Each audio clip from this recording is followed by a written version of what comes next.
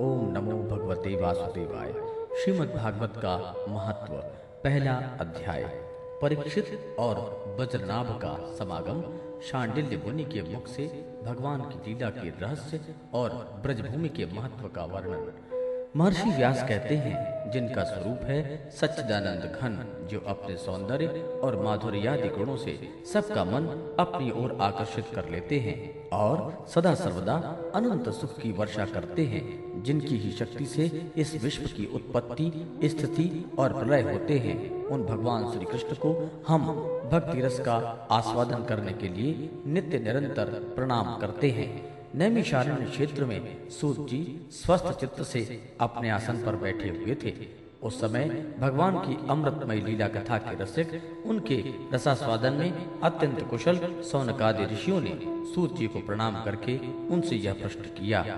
ऋषियों ने पूछा, सूत जी, धर्मराज युधिष्ठिर जब श्री मथुरा मंडल में अनिरुद्ध नंदन ब्रज का और हस्तिनापुर में अपने पौत्र परीक्षित का राज्याभिषेक करके हिमालय पर चले गए, तब राजा वज्र और परीक्षित ने कैसे कैसे कौन कौन सा कार्य किया। सूत जी ने कहा, भगवान नारायण, नरोत्तम नर, देवी सरस्वती और महर्षि व्यास को नमस्कार करके शुद्ध चित्त होकर भगवत तत्व को प्रकाशित करने वाले इतिहास पुराण रूप जय का उच्चारण करना चाहिए। शौनकादि ब्रह्म ऋषियों जब धर्मराज युधिष्ठिर आदि पांडव गण स्वर्गारोहण के लिए हिमालय चले गए, तब सम्राट परीक्षित एक दिन मथुरा गए। उनकी यात्रा का उद्देश्य इतना ही था कि वहां चलकर ब्रजनाभ से मिलजुल कर आए। तब ब्रजनाभ को यह समाचार मालूम हुआ कि मेरे पिता तुल्य परीक्षित मुझसे मिलने के लिए आ रहे हैं।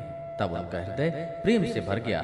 उन्होंने नगर से आगे बढ़कर उनकी आगवानी की, चरणों में प्रणाम किया और बड़े प्रेम से उन्हें अपने महल में ले आए। वीर परीक्षित भगवान श्री कृष्ण के परम प्रेमी भक्त थे। उनका मन नित्य निरंतर आनंद घन श्री कृष्ण चंद्र में ही रमता था। उन्होंने भगवान श्री कृष्ण के प्रपौत्र ब्रजनाभ का बड़े प्रेम से ही आलिंगन किया। इसके बाद अंतःपुर में जाकर के भगवान श्री कृष्ण की रोहिणी आदि पत्नियों को नमस्कार किया। रोहिणी आदि श्री कृष्ण पत्नियों ने भी सम्राट परीक्षित का अत्यंत सम्मान किया। वे विश्राम करके जब आराम से बैठ गए, तब उन्होंने ब्रजनाभ से यह बात कही। राजा परीक्षित ने कहा, हे तात, तुम्हारे पिता पितामहों ने मेरे पिता पितामह को बड़े बड़े संकटों से बचाया है। मेरी रक्षा भी उन्होंने की है। प्रिय ब्रजनाभ, यदि मैं उनके उपकारों का बदला चुकाना चाहूँ तो किसी प्रकार नहीं चुका सकता। इसलिए मैं तुमसे प्रार्थना करता हूँ कि तुम सुख पूर्वक अपने राजकाज में लगे रहो। तुम्हें अपने खजाने की, सेना की तथा शत्रुओं को दबाने आदि की तनिक भी चिंता न करनी चाहिए। तुम्हारे लिए कोई कर्तव्य है तो केवल एक ही, वह यह कि तुम्हें अपनी इन माताओं की खूब प्रेम से भली भांति सेवा करनी चाहिए। यदि कभी तुम्हारे ऊपर कोई आपत्ति विपत्ति आए अथवा किसी कारणवश तुम्हारे हृदय में अधिक क्लेश का अनुभव हो, तो मुझे बताकर निश्चिंत हो जाना। मैं तुम्हारी सारी चिंताएं दूर कर दूंगा। सम्राट परीक्षित की यह बात सुनकर ब्रजनाभ को बड़ी प्रसन्नता हुई। उसने राजा परीक्षित से कहा। ब्रजनाभ ने कहा, महाराज, आप जो कुछ कह रहे हैं वह सर्वथा आपके अनुरूप है। आपके पिता ने भी मुझे धनुर्वेद की शिक्षा देकर मेरा महान उपकार किया है। इसीलिए मुझे किसी बात की तनिक भी चिंता नहीं है, क्योंकि उनकी कृपा से मैं क्षत्रियोचित शूरवीरता से भली भांति संपन्न हूँ। मुझे केवल एक ही बात की बहुत बड़ी चिंता है। आप उनके संबंध में कुछ विचार कीजिए। यद्यपि मैं मथुरा मंडल के राज्य पर अभिषिक्त हूँ, तथापि मैं यहाँ निर्जन वन में रहता हूँ। इस बात का मुझे कुछ भी पता नहीं है कि यहाँ की प्रजा कहाँ चली गई, क्योंकि राज्य का सुख तो तभी है जब प्रजा रहे। जब ब्रजनाभ ने परीक्षित से यह बात कही, तब उन्होंने ब्रजनाभ का संदेह मिटाने के लिए महर्षि शांडिल्य को बुलवाया। यही महर्षि शांडिल्य पहले नंद आदि गोपों के पुरोहित थे।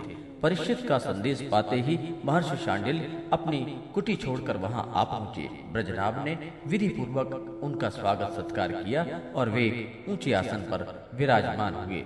राजा परीक्षित ने ब्रजनाभ की बात उन्हें कह सुनाई। इसके बाद महर्षि शांडिल्य ने बड़ी प्रसन्नता से उनको सांत्वना देते हुए कहने लगे। शांडिल्य जी ने कहा, प्रिय परीक्षित और ब्रजनाभ, मैं तुम लोगों से ब्रजभूमि का रहस्य बताता हूँ। तुम दत्त चित्त होकर सुनो। ब्रज शब्द का अर्थ है व्याप्ति। इस बद्ध वचन के अनुसार व्यापक होने के कारण ही इस भूमि का नाम ब्रज पड़ा। सत्व, रज, तम, इन तीनों गुणों से अतीत जो परब्रह्म है वही व्यापक है, इसलिए उसे ब्रज कहते हैं। वह सच्चिदानंद स्वरूप परम ज्योतिर्मय और अविनाशी है। जीवन मुक्त पुरुष उसी में स्थिर रहते हैं। इस परम ब्रह्म स्वरूप ब्रज धाम में नंदनवन भगवान श्री कृष्ण का निवास है। उनका एक एक अंग सच्चिदानंद स्वरूप है। वे आत्माराम और आप्तकाम हैं। प्रेम रस में डूबे हुए रसिक जन ही उनका अनुभव करते हैं। भगवान श्री कृष्ण की आत्मा है राधिका।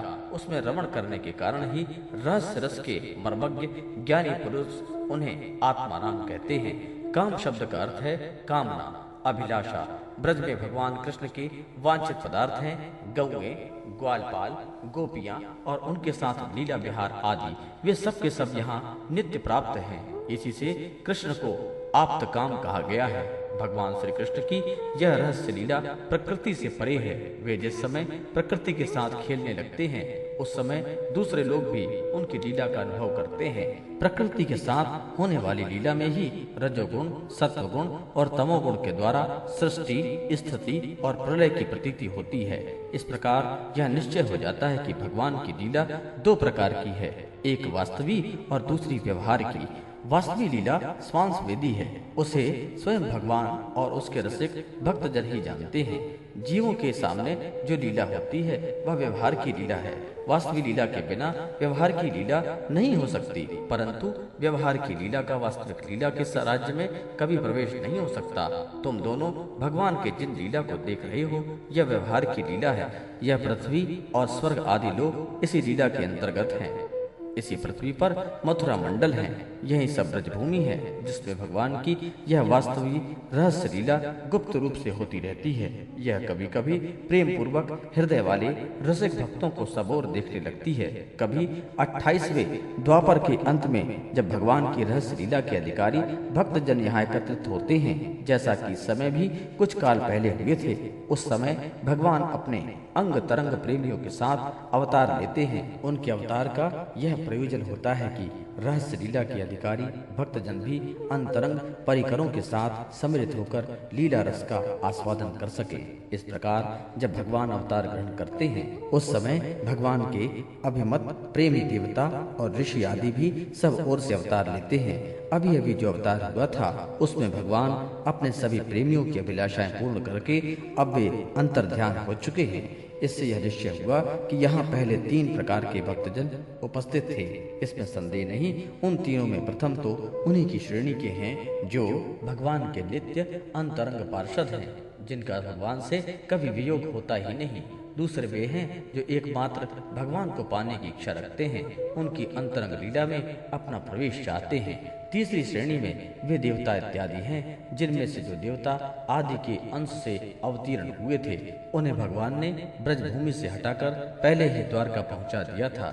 फिर भगवान ने ब्राह्मण के शाप से उन्मत्त मूसल को निमित्त बनाकर यदुकुल के अवतीर्ण देवताओं को स्वर्ग में भेज दिया और पुनः अपने अपने अधिकार पर स्थापित कर दिया, तथा जिन्होंने एकमात्र भगवान को ही पाने की इच्छा की थी उन्हें प्रेम आनंद स्वरूप बनाकर श्री कृष्ण ने सदा के लिए अपने नित्य अंतरंग पार्षदों में सम्मिलित कर लिया। जो नित्य पार्षद हैं वे यद्यपि गुप्त रूप से होने वाली नित्य लीला में सदा ही रहते हैं, परंतु जो उनके दर्शन के अधिकारी नहीं हैं, ऐसे पुरुषों के लिए भी वे आदर्श हो गए हैं। जो लोग व्यवहारिक लीलाओं में स्थित हैं वे नित्य लीला का दर्शन पाने के अधिकारी नहीं हैं।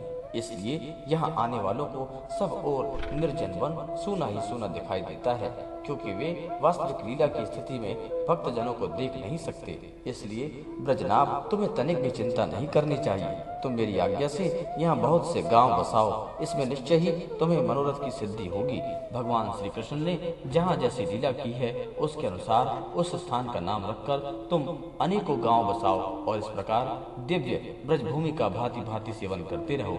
गोवर्धन, दीर्घापुर, डीग, मथुरा, महावन, गोकुल, नंदीग्राम और बृहत्सान, बरसाना आदि भी तुम्हें अपने लिए छावनी बनानी चाहिए। उन स्थानों में रहकर भगवान की लीला के स्थान पर नदी, पर्वत, घाटी, सरोवर और कुंड तथा कुंजवन आदि का सेवन करते रहना चाहिए। ऐसा करने से तुम्हारे राज्य में प्रजा बहुत ही संपन्न होगी और तुम भी अत्यंत प्रसन्न रहोगे। यह ब्रजभूमि सच्चिदानंदमयी है, अतः तुम्हें यत्न पूर्वक इस भूमि का सेवन करना चाहिए। मैं आशीर्वाद देता हूँ, मेरी कृपा से भगवान की लीला के जितने भी स्थान हैं, सबकी तुम्हें ठीक पहचान हो जाएगी।